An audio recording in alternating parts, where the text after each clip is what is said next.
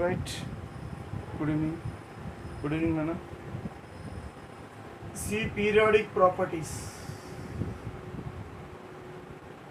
What are periodic properties? So the term periodic is related to periodicity. What is periodicity? Periodicity is nothing but repetition at properties. What is repeated? The properties are repeated. Repetition of properties at regular intervals when occurs, then those properties are said to be periodic properties. The term periodicity indicates a repetition of something at regular intervals. See, actually, if you see the arrangement of elements in the periodic table, the elements are arranged in such a way that some atoms, they are grouped together. For example, lithium, sodium, potassium, rubidium, cesium, francium, etc. So what happens? So here all these elements are grouped together. Why they are grouped together? Because they are showing similar chemical properties. Because they show similar chemical properties. Okay, the properties of lithium are similar to properties of sodium. That means there is a repetition. The properties of lithium are repeated in sodium, and the properties of sodium are repeated in potassium, and the properties of potassium are repeated in cesium, rubidium, cesium and francium and so on. That is why they are grouped together. So what is happening here? So here repetition of properties occurring. Repetition of properties are occurring. Okay, what is the reason for the repetition of the properties in these elements? Because these elements, they have similar electronic configuration, similar valency shell electronic configuration. All these elements, they have only one electron in their valency shell. Okay, so that is why they show similar properties. Look here, all the properties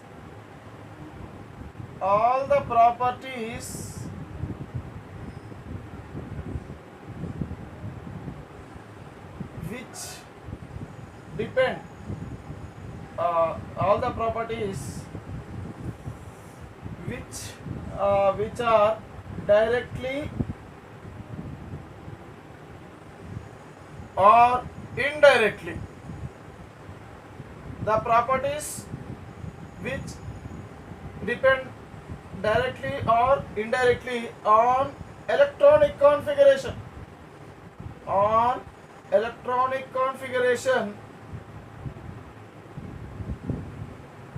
all the properties which are directly or indirectly depend on the electronic configuration are said to be electron configuration of elements, are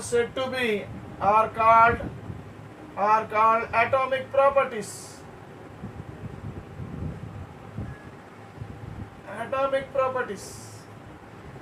All the properties which are directly or indirectly depend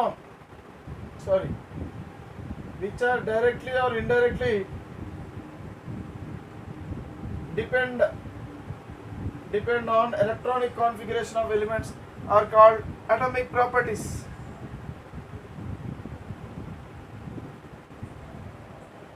So as these atomic properties, look here, atomic properties of lithium are repeated here in sodium, and the sodium atomic properties are repeated in potassium. So as the atomic properties are repeated, so these properties are also called as periodic properties.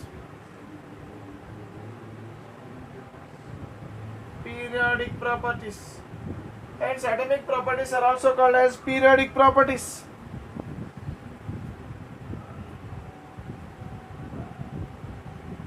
Got it? See, the properties are divided into two categories. So these are the periodic properties.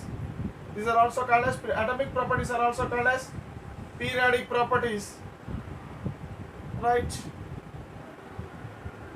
So periodic properties are divided into two types, two categories. They are divided into two types. What are they? Properties of individual atom,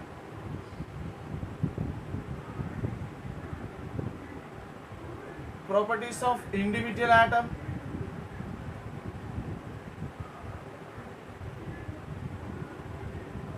next properties of group of atoms, properties of group of atoms, properties of individual atom and the properties of group of atoms. Here actually the properties of individual atom, they directly depend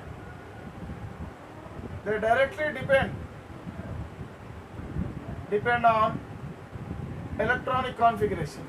The properties of group of atoms, they indirectly depend, they indirectly depend on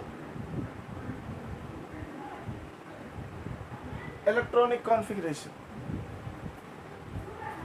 That means certain properties are directly depend on electronic configuration and certain properties are indirectly depend upon electronic configuration.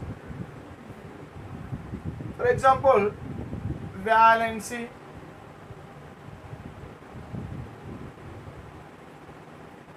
effective nuclear charge, effective nuclear charge,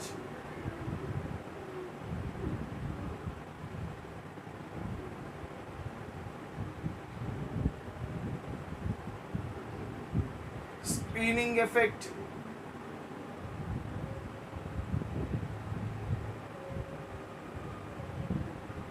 atomic radius, ionization energy,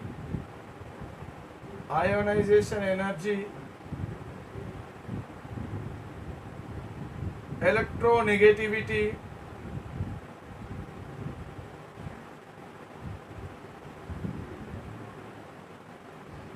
electron affinity,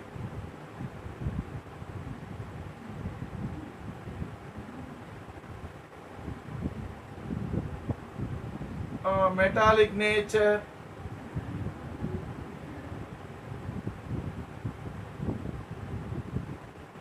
oxidation reduction ability, etc. Okay, etc. So such properties, they directly depend on electronic configuration, and these properties are said to be properties of individual atom.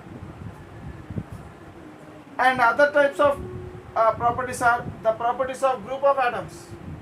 So these properties which are indirectly depend upon electronic configuration, okay, like specific heat,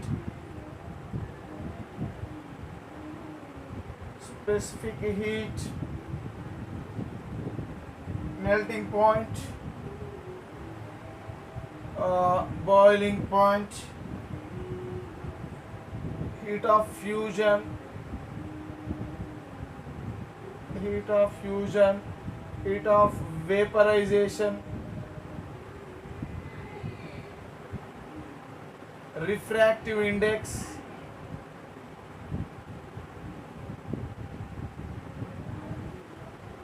okay, color, etc., refractive index, etc.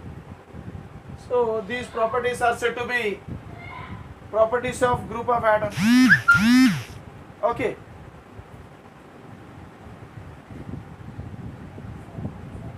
Right. So altogether the properties are here the properties are classified into two types. So what happens? Actually there is a repetition of properties. When there is a repetition of properties, then it is said those properties are said to be periodic properties. See, actually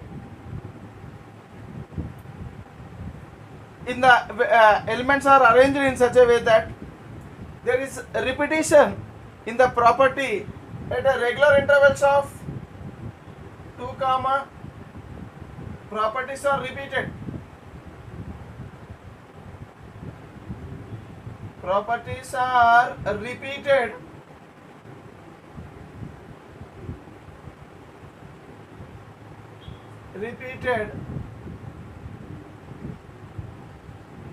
at regular intervals of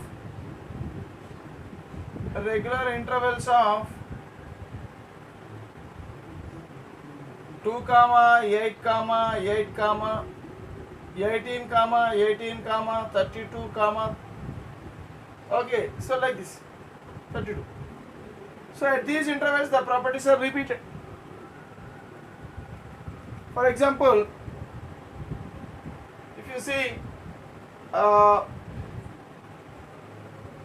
hydrogen, lithium, sodium, potassium, rubidium, cesium, francium. So here its atomic number is 1, its atomic number is 3, its atomic number is 11, it's 19, it's 37, okay, it's 55, and it's 87. So here the interval between them is 2. Here it is 8, here it is 8, here it is 18, again here it is 18, here it is 32. So here the properties are repeated at these intervals. Okay, so this number, so these intervals, it is said to be magic number. Magic number. Why it is called as magic number? Because the properties are repeated again. These properties are again repeated here, and these properties are again repeated here.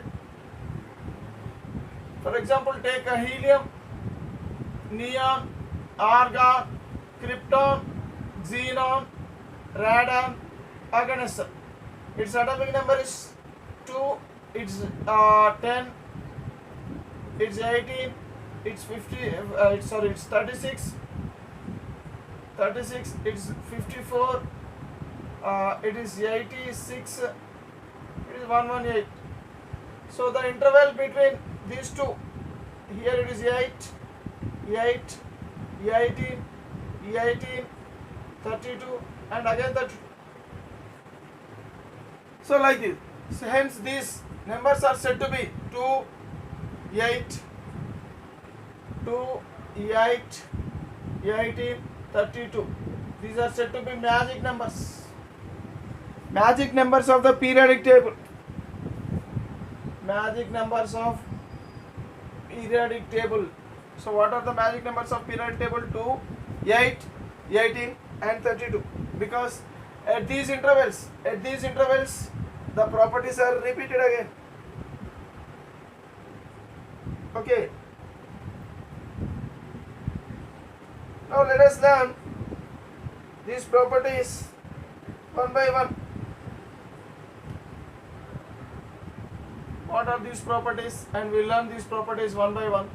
So first of all, we learn about the screening effect.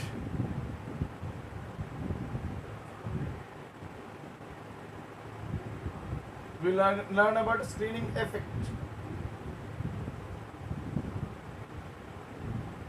See, in multi-electron atoms, that means more than one electron.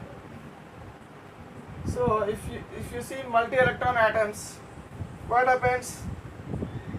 The valence shell electrons, they are attracted towards the nucleus. For example, multi-electron atoms, suppose so many electrons are there. Let us assume this is one orbit, this is the nucleus, orbit, this is another orbit, and this is another orbit. So let us assume, suppose these are electrons, okay, and here also electrons are present, okay, like this. See, look here, this nucleus will show force of attraction on the valence shell. The nucleus will attract the electrons of the valence shell outermost orbit. At the same time, these valence electrons, they are repelled by these electrons.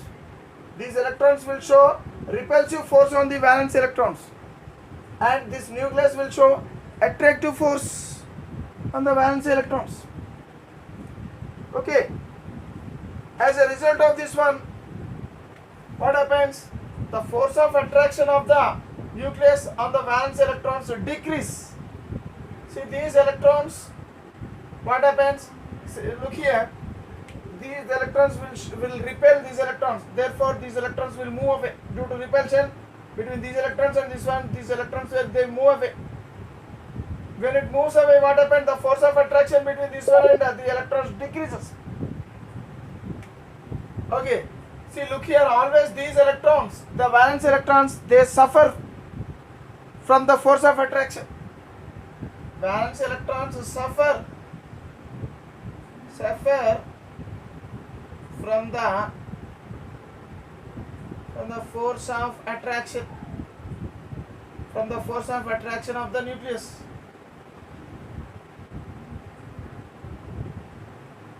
The valence electrons suffer. V stands for valence electrons.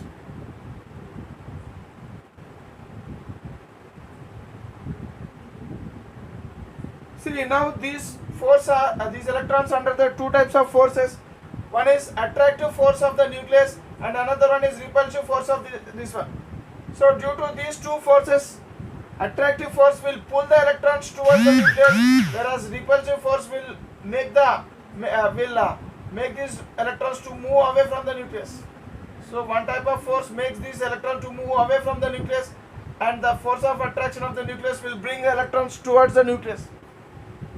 Okay, so actually the force of attraction of the nucleus on these electrons is reduced by the electrons which are present inner side.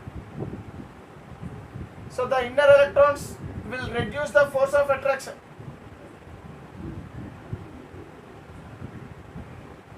Inner electrons reduce the actual force of attraction.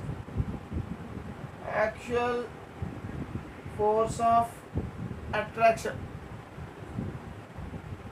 Force of attraction is due to nuclear charge. Force of attraction is due to nuclear charge. So as a result of this one, what happens? There is a decrease in some amount of nuclear charge. That means the force of attraction is decreased to certain amount. Okay. So why? Because these electrons, they protect the inner electron, reduce the force of attraction of nucleus on valency electrons and protect the valence electrons from the nucleus. They protect. That means they act as screens or shields. They protect and they act as shields or screens between the valence electrons and the nucleus. So as a result of this one, the actual force of attraction of nucleus on valence electrons, inner electrons reduce the force of attraction of the nucleus on valence electrons and protect the valence electrons from the nucleus. So the actual force of attraction is reduced. So such effect of the inner electrons, such effect is said to be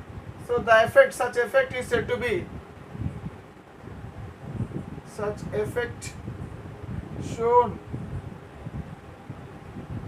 by the inner electrons is known as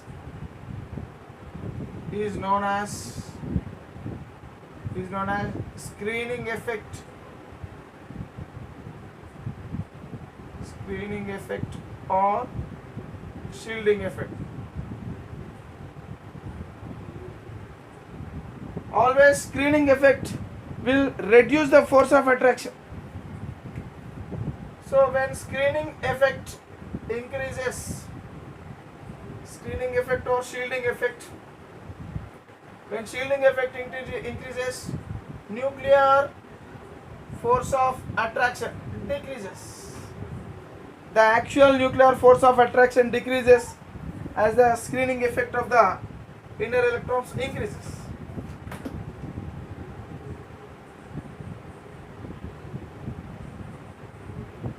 See, and here, look here. So when the number of inner electrons increases, so when inner electrons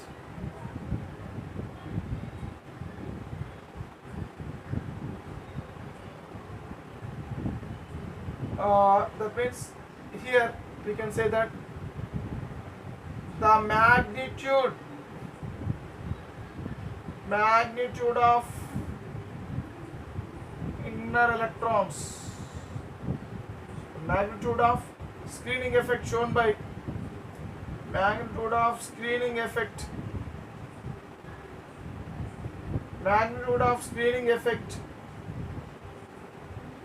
shown by inner electrons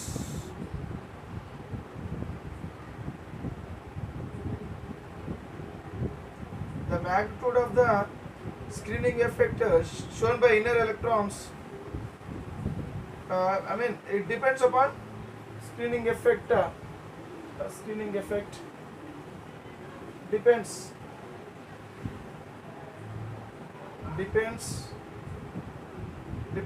on the number of inner electrons. If the number of inner electrons are more, what happens? The valence electrons are more protected from the nucleus. See, the inner electrons, if they are less in number, then the valence electrons are attracted by the nucleus with more effect. So that means screening effect increases as as the number of inner electron increases, the screening effect also increases. Number of inner electrons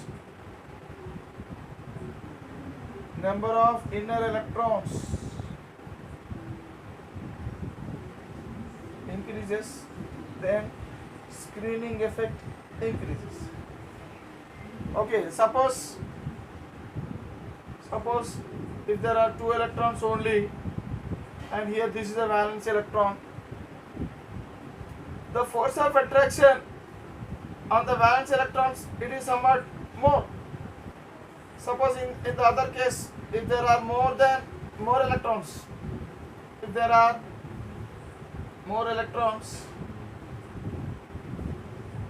present between the valence electron and the nucleus, what happens? So as the number of electrons increases, the number of shields are increased. Okay, every electron will act as a shield to protect the outermost electron from the force of attraction of the nucleus. So as the number of electrons increases, then the shielding effect, or else the protection of the valence electron, or else the screening effect increases. Shielding effect or screening effect, it depends upon the number of electrons present in the inner shells.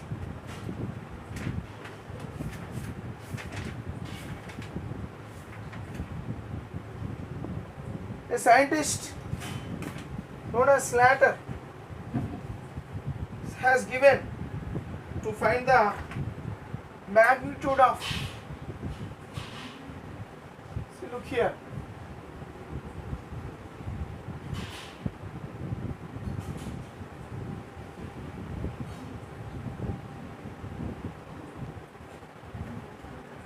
screening effect.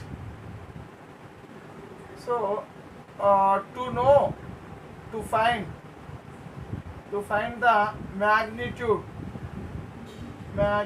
or else to find the value of screening effect shown by inner electrons, Okay, a scientist known as Slater. A scientist known as Slater. Actually, J.C. Slater. So he has given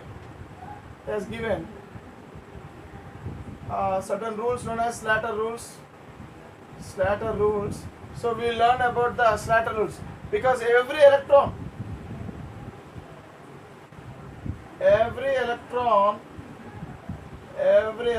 acts as a shield and protect the outer electron.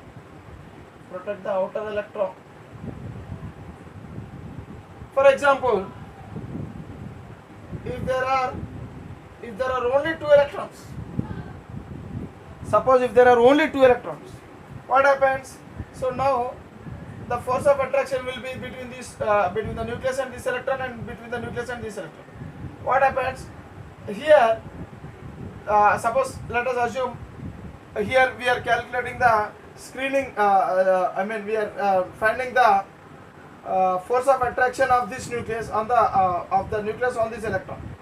So actually, the force of the attraction of the nucleus on this electron, it won't be in the to its maximum extent. The force of attraction of the nucleus on this electron is not present to its maximum extent. Why? Because the other electron is there. So this electron will protect the other electron, okay, from the force of attraction of the nucleus. So that means this electron is acting as a screen. Okay. So now this electron will show some screening effect on this electron, okay, to prevent the force of attraction. The other electron acts as a screen, okay, and even for this electron acts as a screen, okay. Out of these two electrons, for one electron the other electron acts as a screen, and for this electron acts as a screen. Suppose if there are three electrons, for this electron these two electrons acts as a screen, okay. Look here, for this electron, suppose if there are three electrons, if you want to calculate the screening effect, if you want to calculate the force of attraction of the nucleus on this electron, here only this electron will show its screening effect on the force of attraction. This electron does not show screening effect because it is placed away. It is placed away from the nucleus. It is not placed between the nucleus and this electron. Okay, this electron belonging to the same orbit. Any electron will be, which belong to the same orbit, okay, or else the same group. The electron which belong to same group will show screening effect. So based on this concept, Slater, he has framed certain rules. So now let us learn about the Slater rules. We'll call it as Slater rules. Slater rules are used to find the magnitude of screening effect. To calculate the magnitude of screening effect shown by inner electrons, okay, we'll use Slater rules because every electron acts as a shield and protect the outer electron. So look here. So this for this electron, the influence of this electron is not there. That means this electron cannot protect this electron from the nucleus of the from the force of attraction of the nucleus. Whereas this electron can provide some shielding effect, but this electron which is placed to the right side, so when the electron is placed to the right side, it does not show any screening effect between these two. Okay, now let us learn about the Slater rules.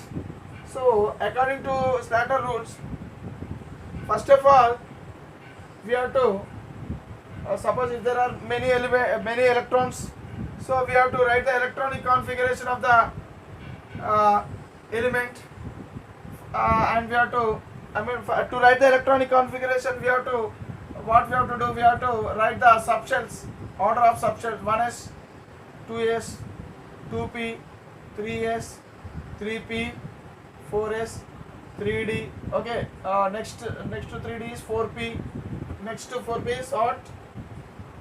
5s. Okay, next to 5s is 4d and 5p. Okay, etc. Let us assume. See, first we have to arrange, we have to write the electronic configuration.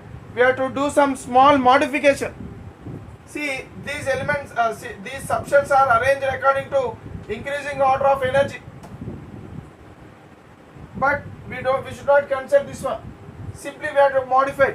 We have to bring all the subshells which belong to same orbit together.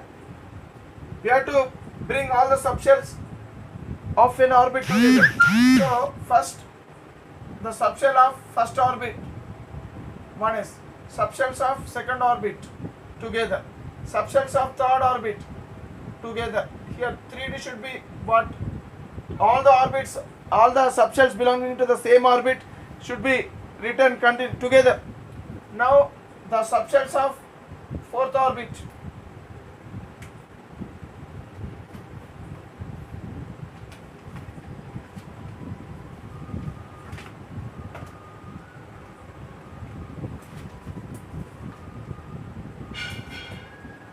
So now the subshells of fourth orbit, 4s, 4p, 4d, okay, 4f, next 5s, 5p, 5d and 5. So first of all we have to write the subshells according to the orbits, okay, according to the increasing order of the orbit, but not according to the increasing order of energy. So this is written according to the increasing order of energy. Energy increasing order. Energy increasing order. So we should not follow this. We have to follow that orbits. Simply orbits increasing order. So we have to follow this one. And after that we have to group. First we have to group the electrons. That means we have to group the subshells. First of all, first point, now we have to, I'm writing the first point or its first rule of the Slater. So first of all, grouping of subshells according to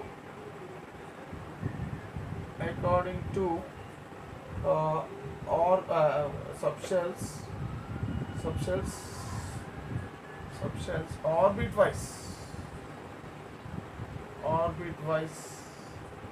but not energy wise, okay. So while groupings, how the grouping is done. So S and P will be grouped together. So the group is done like this. 1s is made into one group. So 2s, 2p, they belong to another group. See, always make S and P subshells belonging to the same orbit into one group. So now 3s and 3p will be made into one group. Next 3d. So there is no 3f. So 3d alone stands as a group. Now 4s, 4p acts as a group. Next 4d and 4f acts as another group. Next to this group, so it is 5s, 5p group, and next to it is 5d, 5f groups, and so on, etc. See, look here. So here this group is present towards the right of this group. Okay. So this group is present towards the right of this one. So to its right this group is present, and to its right this group is present, and to its right side this group is present, and to its right side this group, and so like this. So the subshells of an orbit are again they are grouped into like this. So first of all, first rule tells that, so group of subshells, grouping of subshells orbit wise, grouping of subshells orbit wise is done. Okay, so next, after grouping, what we have to do? After grouping is done, electrons in any group to the right of the group contribute nothing to the shielding effect. For example, if you have seen already, see, I am writing the group. Electrons belong to right side of any group. Right side will contribute nothing, or else do not contribute. Do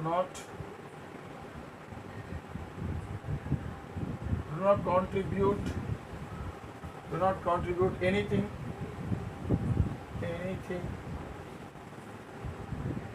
for the screening effect.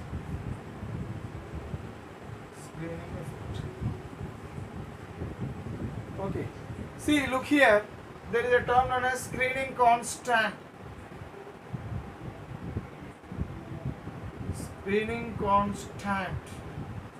What is screening constant? It is nothing but the sum of screening effect. The sum of screening effect shown by all inner electrons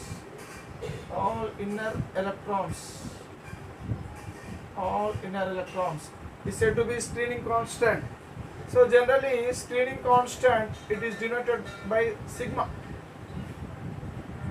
a letter known as sigma. So actually, Slater has given rules to calculate the screening constant.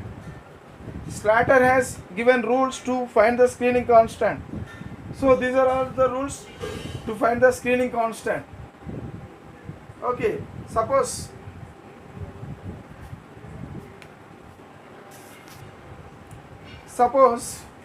if you are supposed to calculate the screening constant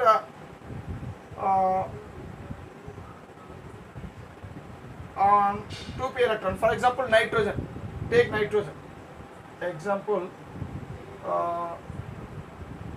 the screening constant on last electron of nitrogen. The screening constant on last electron of nitrogen. Let us calculate. See, in order to calculate the screening constant, first of all we have to write the electronic configuration of nitrogen: 1s2, 2s2, 2p3. So this is the electronic configuration of nitrogen. So now make arrange these subshells into groups. Now look here. So the last electron is present here. So here how many electrons are present in the same group where the last electron is present? So these 5 electrons belong to same group. 5 electrons. Now these 5 electrons are of same group. Here 2 electrons. 2 electrons are present in the group left side to this one. Okay, see, out of 5 electrons, so I am drawing the diagram here.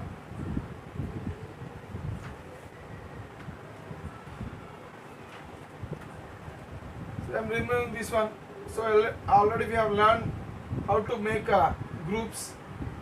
These are the part of first rule of Slater, first rule given by Slater.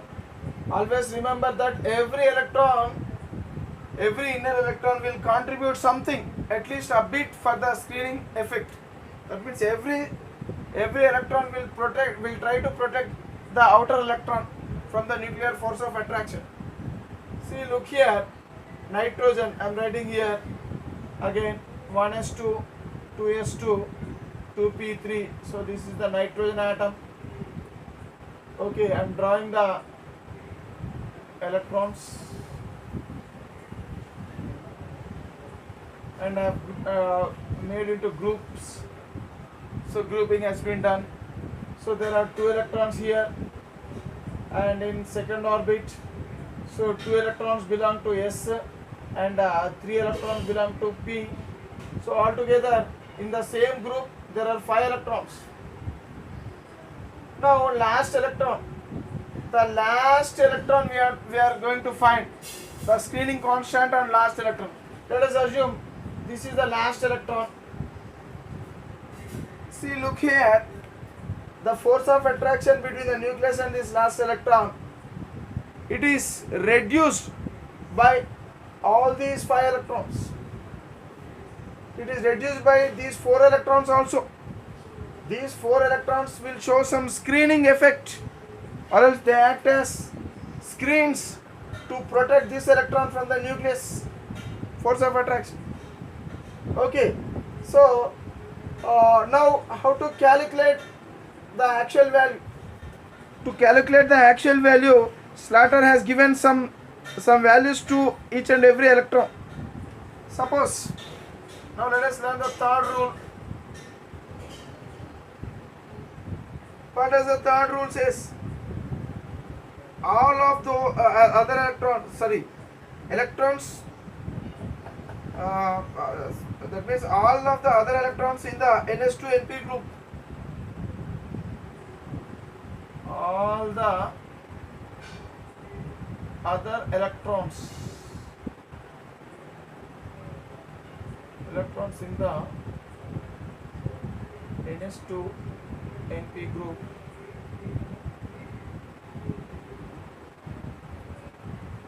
all the other electrons in the NS2 or else NS, simply NS, in the NS-NP group, shield the valence electrons. Shield the valence electron by valence electron to an extent of 0.35